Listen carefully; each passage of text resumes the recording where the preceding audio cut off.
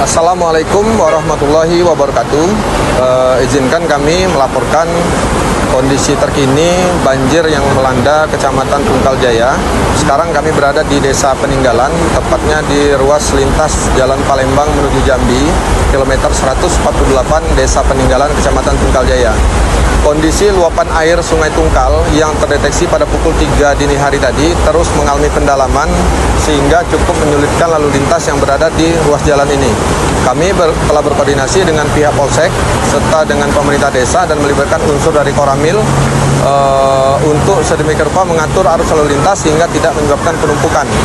Kemacetan ini sendiri telah mengular sampai dengan Sungai Lilin dan menuju arah ke Kecamatan Bayunglincir, dan mudah-mudahan tidak terlalu parah terdampak karena petugas standby di lapangan.